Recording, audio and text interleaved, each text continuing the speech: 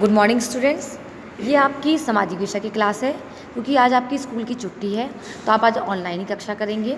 तो आज की क्लास में बच्चों हम आगे बढ़ते हुए करते हैं आपकी ज्योग्राफी यानी कि भूगोल में पाठ 12 जल संसाधन। तो चलिए अपना प्रश्न शुरू कर। तो आप सभी पहले अपनी किताब निकाल लीजिए, ठीक है। आपने अपनी बुक निकाल ली है। बुक में हम लोग ज्योग्राफी का लेसन स्टार्ट करेंगे, पाठ 12 जल संसाधन यानी कि वाटर रिसोर्सेज, ठीक है। पेज नंबर है आपका 72। तो चलिए शुरू करते हैं। जल संसाधन। पृथ्वी पर जल ही जीवन है। जल संसाधन की गणना एक महत्वपूर्ण प्राकृतिक संसाधन के रूप में की जाती है। इस धरा पर 70% जल तथा 30% स्थल पाया जाता है। ये हम सबको पता है कि हमारी पृथ्वी पर 70% जल पाया जाता है और 30% जो है 30% हमारा स्थल है। पृथ्वी पर जल का मुख्य स्रोत वर्षा है। इस धरा पर जल 97% महासागरों एवं 30% बर्फ की चट्टानों के रूप में संचित है। यानी कि मुख्य स्रोत कहाँ है? वर्षा का है।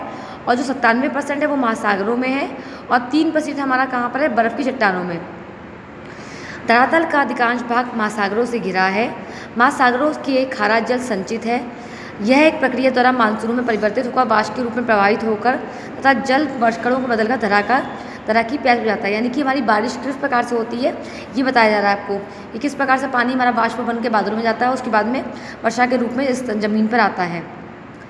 जल का उपयोग जीवन के सभी क्षेत्रों में आवश्यक रूप से किया जाता है।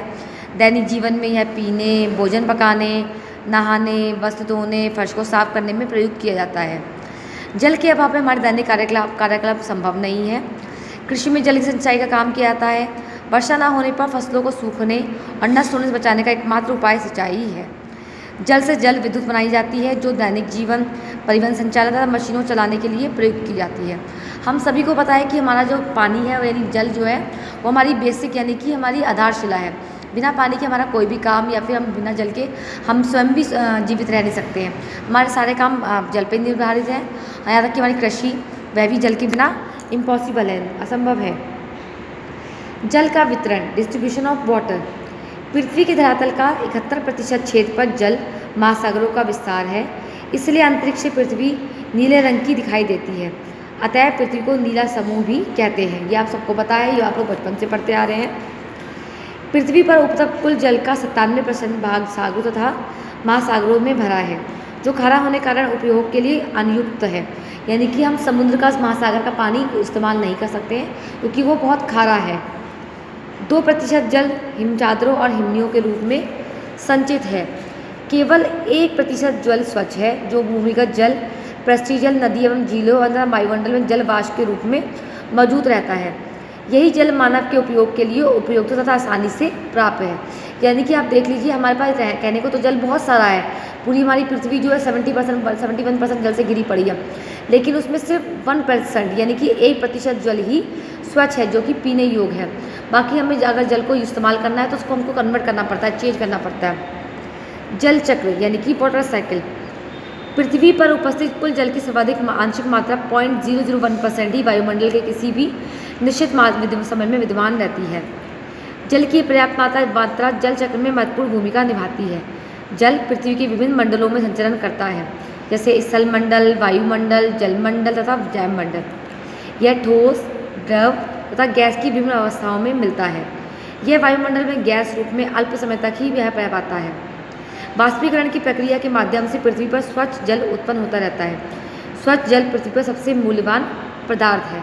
यानी कि आप सोच लीजिए जब 100% में से 1% ही हमारा स्वच्छ जल मिलता है तो वह हमारे लिए अमूल्य ही हुआ। स्वच्छ जल यानी कि फ्रेश वाटर। स्वच्छ जल की मात्रा पृथ्वी पर आसमान है।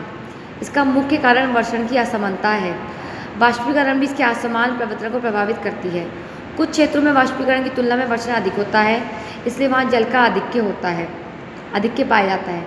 विषुवत रेखा के दोनों ओर 20 डिग्री उत्तर तथा 20 डिग्री दक्षिण अक्षांश के मध्य सर्वाधिक वर्षण होता है। वाष्पीकरण की क्रिया 20 डिग्री से 40% अक्षांशों पर मध्य दोनों गोलार्धों में उत्तरी तथा दक्षिण में अधिक होती है।